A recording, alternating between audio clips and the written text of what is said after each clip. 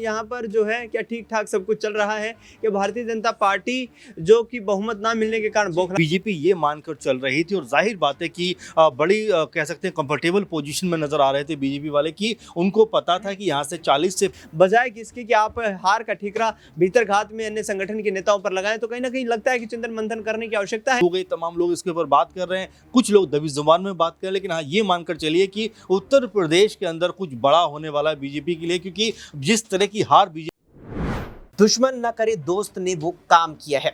Hindi cinema के इस गाने की ये लाइन बेहद मशहूर है और कई जगह इसका इस्तेमाल किया जाता है, लेकिन अब भारतीय राजनीति में इसका इस्तेमाल सबसे ज्यादा उत्तर प्रदेश में किया जा रहा है कि भारतीय जनता पार्टी के जितने नेता या जितने उम्मीदवारों की हार हुई है उसमें बड़ी संख्या में भीतर घात हुआ है। यहां तक कि पश्चिम उत्तर प्रदेश की गाजियाबाद की लोनी विधानसभा सीट से विधायक नंदकिशोर गुर्जर ने भी साफ तौर पर आलाकमान को रिपोर्ट सौंप दी है नामों के साथ कि इन नेताओं ने भीतर घात किया है। तो पूर्वांचल में अनुप्रिया पटेल के करीबी नेताओं का कहना है कि बीजेपी के कुछ क्षेत्रीय नेता यहां अनुप्रिया को हराने में जुटे हुए थे, तो यहां पर कई दिग्गज नेता और यहां पर कई बड़े चेहरों को अब हराने की साजिश बीजेपी के अंदर से रची गई। और इसका आलम अब यह है कि भारतीय जनता पार्टी आलाकमान ने हर जिले अध्यक्ष के हर विधायक से यहां पर बूथ स्तर तक की रिपोर्ट मांगी है कि कहां कितना मतदान हुआ, कितने मतदाता किस जाति से आते, तमाम तरीके से यहां पर रिपोर्ट मांगी है।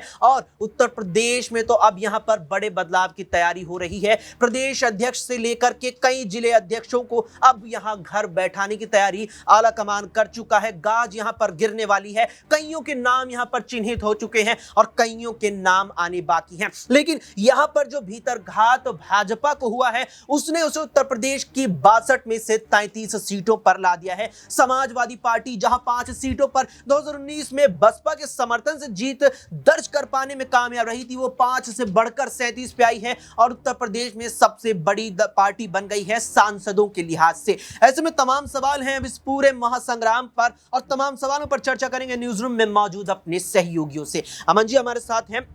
अमन जी, भीतर घात वाकई में बीजेपी के साथ ये लगता है, और जब ये चीज आती है कि उत्तर प्रदेश जैसे बड़े राज्य में भाजपा का अगर देखा जाए तो बिल्कुल आधी हो गई है। जहां अनुमान लगाया जा रहा था कि बीजेपी 50-55 सीटें जीत ही जाएंगी, वहां हमें अपना खुद का एसपीएन का एग्जिट पोल ध्यान में आता है जो 35 से 40 सीटों पर इंडिया गठबंधन को दिखा भी रहा था। ऐसे में अब आलाकमान ने रिपोर्ट मांगी है, प्रदेश अध्यक्ष का हटना तय माना जा रहा है, कई जिले अध्यक्षों का हटना यहां पर तय माना जा रहा है। क्या बीजेपी को जो यहां पर ये बड़ा झटका लगा है ये क्या आने वाले चुनावों में भी भारी पड़ेगा और क्या इस पर मुख्यमंत्री योगी आदित्यनाथ पर भी फर्क पड़ने वाला है? बिल्कुल अक्षय, और अपने आप में बड़ा आंकड़ा है, चौंकाने वाला आंकड़ा है, हैरान करने वाला आंकड़ा है बीजेपी के लिहाज से, क्योंकि उत्तर प्रदेश में बीजेपी ये मानकर चल रही थी और जाहिर बात है कि बड़ी कह सकते हैं कंफर्टेबल पोजीशन में नजर आ रहे थे बीजेपी वाले कि उनको पता था कि यहाँ से 40 से 50 और 50 से 60 सीट के बीच उनको जीतना ही जीतना है। हद से हद होगा तो 10-15 सीटें वो गंवा सकते हैं। लेकिन जिस तरह का परिणाम सामने आया, देखिए परिणाम को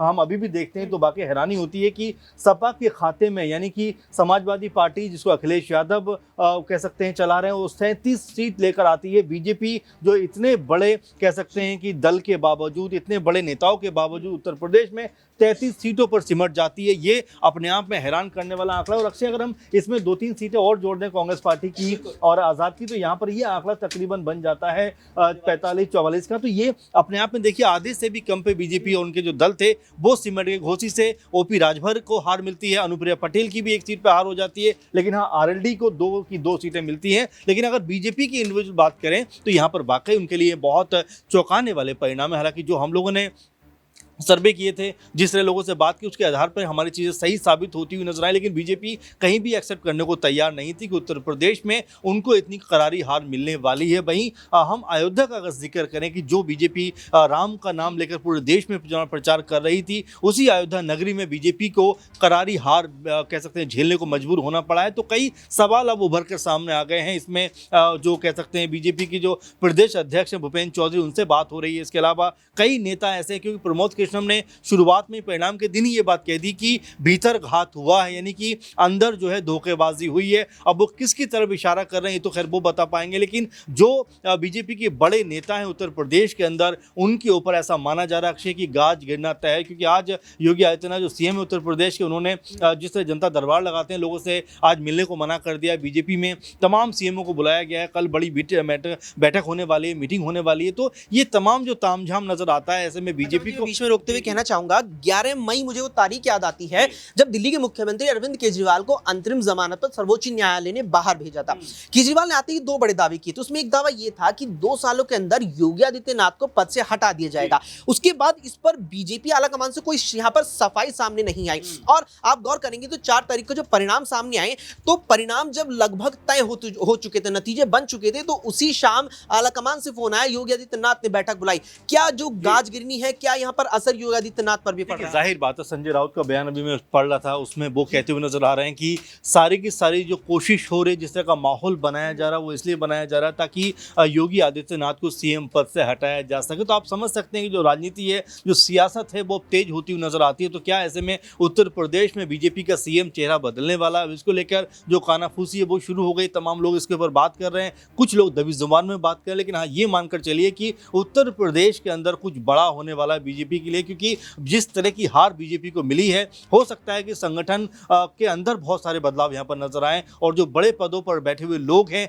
उनको भी यहाँ पर बीजेपी शायद हटाती हुई नजर आए या कहीं और भेजती हुई नजर आए। लेकिन जिस तरह से योगी आदित्यनाथ का बड़ा चेहरा उत्तर प्रदेश के अंदर मौजूद था, उसके बावजूद भी अगर बीजेपी को महज 33 सीटों पर सिमटना पड़ता है तो ये अपने आप में सवालों के घेरे में तो जरूर आएगा। सवालों के घेरे में जरूर आएगा। और यहाँ पर अब नाम चिन्हित हो रहे हैं, जिनके नाम उस सूची में है, भीतर घात करने वालों की सूची में है, उन पर आलाकमान कार्रवाई कर सकता है। दिनेश से जानेंगे, दिनेश, आलाकमान कार्रवाई करेगा, भीतर घात की बात आ चुकी है और ये बात अपनी तरफ से नहीं, यहाँ पर शुरुआत में बाहरी दलों के नेताओं ने कही, फिर अंदर से रिपोर्ट जानी शुरू हो चुकी है, आलाकमान को कई रिपोर्टें सौंपी हैं। क्या जिन नेताओं के यहाँ भीतर घात वाली सूची में नाम है, क्या वो भाजपा छोड़कर कहीं और रुक कर सकते हैं? देखिए, यहाँ पर ये बड़ी चीज़ है और ये न सिर्फ उत्तर प्रदेश की राजनीति में बल्कि उत्तर प्रदेश से सटे हरियाणा में इस तरीके की खबरें आई। पूर्व मुख्यमंत्री मनोहर लाल खट्टर ने कहा कि अधिकारियों ने यहाँ पर कांग्रेस पार्टी के कुछ नेताओं के साथ मिलकर के और बीजेपी को हराने का प्रयास किया है और वो रणनीतियाँ तैयार की है। तो ये चीज़ समझ नहीं आती कि किस संगठन में यहाँ पर जो है क्या ठीक ठाक सब कुछ चल रहा है, कि भारतीय जनता पार्टी जो कि बहुमत ना मिलने के कारण बौखलाहट में दिखाई दे रही है, और क्या वाकई में अपने नेताओं पर उनको इतनी उनकी काबिलियत पर शक है यहाँ पर कि इस तरीके की घटनाएं भी घटित हो सकती हैं। देखिए, टिकट वितरण की स्थिति जब आती है और उस वक्त जब 2 से 4 कंटेंडर टिकट लेने के होते हैं तो उस दौरान ऐसी परिस्थितियां उत्पन्न होती हैं और ये तमाम पार्टियों में होती है, न सिर्फ भारतीय जनता पार्टी बल्कि कांग्रेस पार्टी का यही हाल रहा। हमने उत्तर प्रदेश में भी देखा, हरियाणा में भी देखा, पंजाब में भी देखा, और उसके साथ साथ आम आदमी पार्टी की बात करें तो वहाँ पर भी कई कंटेंडर एक टिकट को लेकर पंजाब में विशेष तौर पर सामने आए। तो ये चीज़ें चलती रहती हैं राजनीति में। लेकिन इस तरीके का जो एक यहाँ पर कहीं ना कहीं भारतीय जनता पार्टी के द्वारा अपने ही संगठन के लोगों पर ये जो आरोप लगाना है, ये कहीं ना कहीं नैतिकता के आधार पर उचित नहीं लगता है कि आप संगठन के साथ बने हुए हैं, आपको संगठन की मजबूती की बात करनी चाहिए। हार और जीत जो है एक सिक्के के 2 पहलू है। चुनावी जो ये तैयारियां चलती हैं और चुनाव का वक्त जो होता है उसमें ज़मीनी स्तर के मुद्दों पर आप पिछड़े हैं, इस बात को आप स्वीकार करिए, बजाय किसके कि आप हार का ठीकरा भीतर घात में अन्य संगठन के नेताओं पर लगाएं। तो कहीं ना कहीं लगता है कि चिंतन मंथन करने की आवश्यकता है, और यदि बीजेपी को ऐसा लगता है तो एक्शन जरूर होगा। एक्शन भी होगा और यहाँ पर चिंतन मंथन करने की जरूरत है। लेकिन अब जिस प्रकार से यहाँ क्षेत्रीय नेताओं ने रिपोर्ट सौंपी है, यहाँ कहीं ना कहीं एक रिपोर्ट कार्ड तैयार करके आलाकमान को भेज दिया है, नाम उस रिपोर्ट कार्ड में डाल दिए कि हाँ, इन्होंने भीतर घात किया है, इन्होंने वोट भाजपा के खिलाफ डलवाए हैं। अब क्या यहाँ पर एक्शन बीजेपी आलाकमान लेगा? क्या प्रदेश अध्यक्ष से लेकर के जिला अध्यक्षों तक को बदला जाएगा? और क्या मुख्यमंत्री की कुर्सी पर भी अब कोई बदलाव का विचार आलाकमान बना सकता है? क्या मानना है आपका, क्या राय है? कमेंट बॉक्स में कमेंट करके जरूर बताएं। फिलहाल के लिए इतना ही। देश दुनिया की तमाम खबरों के लिए देखते रहें SPN 9।